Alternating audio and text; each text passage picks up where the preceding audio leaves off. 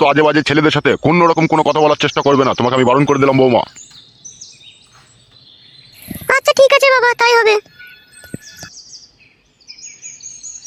আমি তো ওর সাথে কথা বলতে চাইনি বাবা, ও তো আপনারই খোঁজে এসেছিল। ওসব চাইল চাইল ওদের। তা তো জানি না বাবা।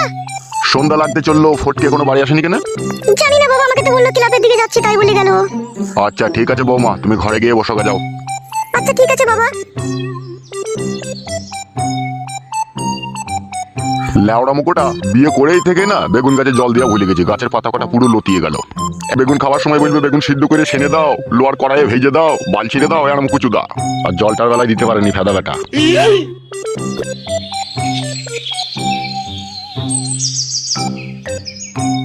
দুঃখের সাগরে ভেসে গেছিল বে, আর সেই ভেসে যাওয়া জল থেকে ওকে আমি উদ্ধার করে আমার ঘরে নিয়ে এসে বউ করে ওকে আমি আমার ঘরে রেখে দিলাম, ওকে ভালোবেসে। আর তোরা এই বিষয়টাকে খারাপ ভাবছিস বোকাচুদা? যদি ওইটা তোদের কোনো ঘরের মা বোন হইতো তখন কি করতিলবে বোকাচুদা? আর এই বিষয়ে নোংরা কথা বলছিস, অন্যায় হয়ে গেছে বললাম তোমার। আবার করে রিপিট করে একটা কথা।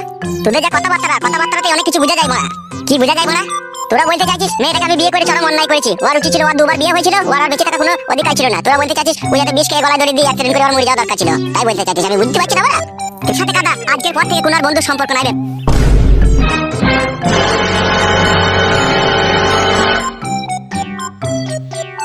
যা বড়া, কি কাজ হয়ে গেল রে বড়া? ও আমাদের সাথে আর বন্ধুত্বের সম্পর্ক রাখবে না তো তাহলে?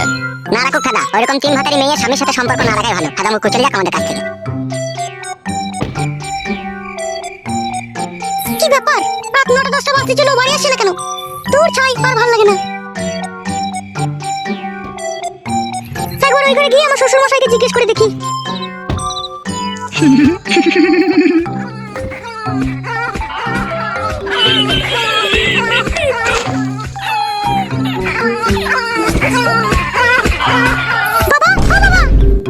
কি হয়েছে? এত রাতে গিয়ে এই ঘরে আসার আবার কি দরকার ছিল? আপনার ছেলে বাড়ি আসেনি কো, অনেক রাত হয়ে গেল, সেই জন্য আপনাকে জিজ্ঞেস করতে এলাম। ও চলে আসবে, তোমার কোনো চাপ নাই কো। আচ্ছা ঠিক আছে বাবা। আরে ও বৌমা শোনো। জি বাবা বলুন। একটু সরিয়ে এসো আমার কাছে, শোনো।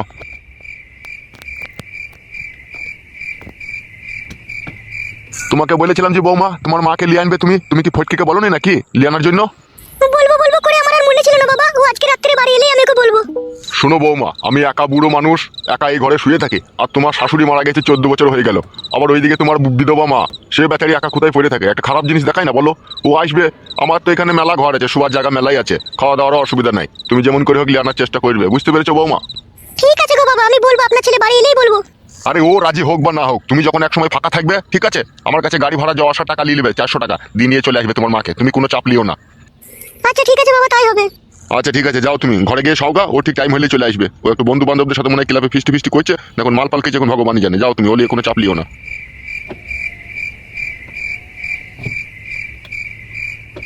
লে ওরা একটা খারাপ বই দেখছি, তাও হুটহাট করে ঘরে ঢুকে পড়ছে।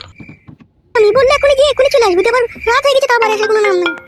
কে আবার ফোন করলো মোবাইলটাতে? দেখি কে ফোন করলো।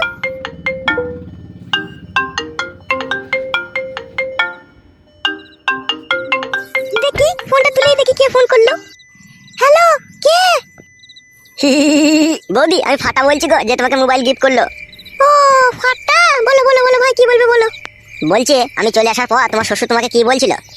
ও সেরকম কিছু বলেনি, আমার শ্বশুর বলছিল ওরা ছেলে ভালো নয়, ওদের মনে সবসময় কুমতলব থাকে, ওদের সাথে বেশি কথাবার্তা বলবে না, তাই বললো আমাকে। তাই নাকি? তোমার শ্বশুর এরকম কথা বলেছে? দাঁড়াও, আর বেগুন গাছের আমি গুঁড়া কেটে দেবো। না না, আর গুঁড়া কাটতে হবে না গো, দু একটা বেগুন যাই হচ্ছে আমরাই খেতে পেয়েছি, আর কাটতে হবে না গো।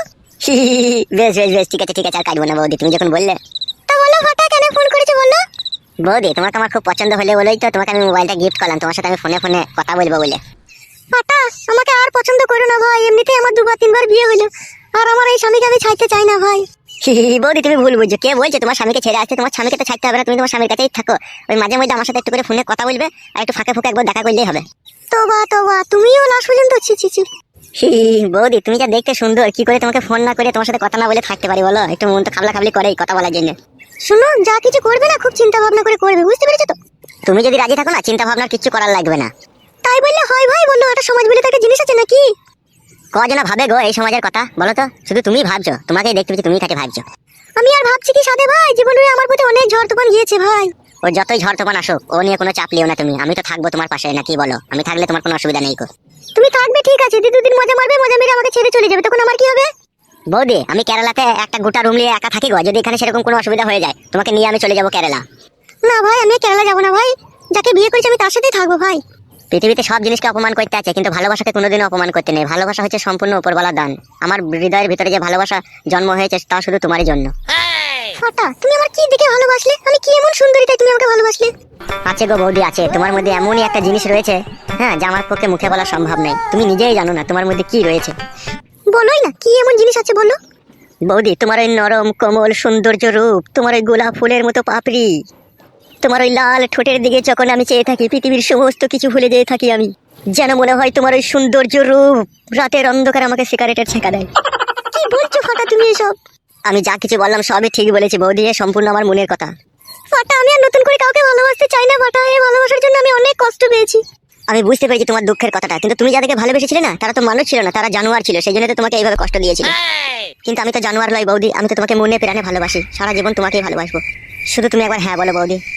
এখন আমি বলতে পারবো না, এই বিষয়ে আমি একটু চিন্তা ভাবনা করে দেখবো। বৌদি জীবনে যত চিন্তা তত ভাবনা, যত ভাবনা তত দুশ্চিন্তা, এই নিয়ে তোমাকে আর চিন্তা করার কোনো প্রয়োজন নেই। তোমার সময়ের সাথে সাথে আমি তোমার কাছে গিয়ে দেখা করে আসবো বৌদি। তোমার দাদা এলো বাড়িতে, আমি পরে ফোন করবো। কই গো বউ, দরজাটা খুলো নাকি? ঠিক আছে বৌদি, মনে করে যেন ফোন করবে, আর আমি কালকে 5টার সময় তোমার কাছে গিয়ে মোবাইলে চার্জারটা দিয়ে আসবো। আসার সময় একটু সাবধানে আসবে বলে দিলাম। কই গো শোনাবো, দরজাটা খুলো নাকি? উড়ে বাপ রে, ওরে মশাই কামড়ে ফুলিয়ে দিলি রে বউ, দরজাটা খুল। রাখলাম আমি ফোন। লেওড়া কেরালা যাওয়ার আগে একবার রড মারবই আমি।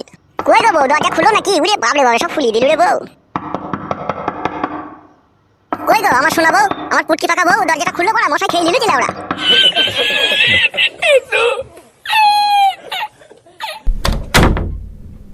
কি রে আমার সোনার ডিম পাড়া হাঁস, দরজাটা খুলতে এত দেরি করলি কেন শোনাবো? এত রাত হলো কেন? বাড়ি আসতে তুই তো বলেছিলি যে তাড়াতাড়ি যাবো, চলে আসবে। এত রাত হলো কিসের জন্য তাহলে? অত পুটকি পাকা কথা বললে হবে বউ? ক্লাবে গিয়েছিলাম, বন্ধু বান্ধব সব নানা রকম কথা জিজ্ঞেস করলো। কি জিজ্ঞেস করলো তোমার বন্ধুরা? এটাও জানতে হবে বউ তোকে? তা জানতে হবে না? তুমি তো খেপাচ্ছো। তা কি বলতে কি বলেছো? তা শুনি কি বলেছো তুমি? অনেক কথা জিজ্ঞেস করছিল, আমি সব কথা তো বলিনি। কি বলেছো সেটা তো বলো। ওরা বলছিল নতুন বিয়ে করলি, এদিকে আবার করে তোর বউয়ের কাছে শোষ, তাই বলছিল। নাকি এই সমস্ত কথা আবার কেউ জিজ্ঞেস করে নাকি? কে কবার হয় না হয় সব বলতে হবে নাকি ওদিকে? বলিনি কি বউ, বলার আগে ঝগড়া করে পালিয়েছি। শোনো, এইসব মাঝে মাঝে বন্ধুদের সাথে না কোনো রকম কোনো সম্পর্ক রাখার চেষ্টা করবে না, তোমাকে বলে রাখলাম আমি। বেশ বউ, তাই হবে। আর ক্লাবে যাবে, খানিকক্ষণ বসে থাকবে, টিভি দেখবে, টিভি দেখে চলে আসবে। কারোর সাথে কোনো কথা বলা দরকার নেই তোমার। Okay sir. স্যার বলতে হবে না, আমি তোমার বউ। বউকে বউয়ের জায়গায় সম্মান দাও, তাহলেই হবে। জি ম্যাডাম, বুঝতে পেরেছি আপনার কথা আমি। আমার ম্যাডাম বললে কেন তুমি আমাকে? সম্মান দিলাম তোমাকে, যেহেতু আমি যে জিনিসগুলো বুঝি না তুমি সেগুলো বুঝিয়ে দিচ্ছ, সেই জন্য। সমাজের নীতি গীতি খুব খারাপ, ঠিক আছে? কেউ এক বাসন ভাত দিবার বেলায় নেই, পেটে লাত মারার বেলায় মেলা লোক থাকবে। লোকে তোমাকে এক জায়গায় পাশে বসিয়ে নিয়ে উল্টো পাল্টা বুঝিয়ে দিবে, কখনো তুমি তাদের কথা শুনবে না। বুঝতে পেরেছো তো? আমি কার কথা শুনবো না? আমি তোর মতো সুন্দরী রূপসী বউকে ঘরে পেয়েছি, কত কি করতে পেরেছি তোর সাথে, আমি আবার কার কথা শুনবো? মানে মনে থাকে যেন কথাটা। মনে থাকবে কি বলছিস বউ রে? কথাটাকে মনের ভিতরে 4টে গিট মেরে রেখে দিলাম, যাতে কখনো খুলে বেরিয়ে যেতে না পারে। ঠিক আছে, তুমি বসো, আমি রান্নাঘর থেকে তোমার জন্য খাবারটা নিয়ে আসি। কি রান্না করেছিস বউ আজকে? শিম দিয়ে বেগুন ভাজা, চাল কুমড়োর বড়া, আর পুঁটি মাছের ঝোল। বালের তরকারি রেঁধিতে বড়া। কেন, তুমি কি রাজভোগ সীতাভোগ মোহনভোগ খাবে তাহলে? আমাকে বড়া 4-5 দিন দেশি মুরগির ডিমকে সিদ্ধ করে ঝোল করে আমাকে খাওয়া বড়া। আমার লিঙ্গু স্ট্রং করে দেবো, লিঙ্গু থাড়া হয়েছে না, দেখতেই তো পেয়েছি একটুখানি কাজ করছি আর লেটে গেছি। হয়তো তোমার নিজের গতিকে হয়েছে, তুমি নিজে বারবার হ্যান্ডেল মেরেছো, সেজন্য এরকম হয়ে গেছে। বড়া রে, এই খবর কি করে জানলি রে বড়া? আমি বারবার হ্যান্ডেল মেরেছি? তোর তো জানার কথা, তোর তো আগে বিয়ে হয়েছিল, আমি ভুলেই তো গিয়েছিলাম। আবার তুমি সেই পুরনো কথা তুলে আমার মন ভেঙে দিচ্ছ। কই মন ভাঙলাম বড়া? তা বললে তুমি তো এক্ষুনি বললে না। ভুল হয়ে গেছে বউ, যা যা যা, রান্নাঘর থেকে খাবারটা নিয়ে আয়, যা, কথার মন খারাপ করতে হবে না।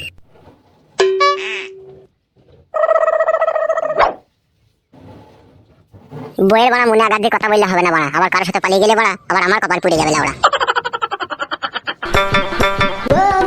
এসে গো, খেয়ে নাও।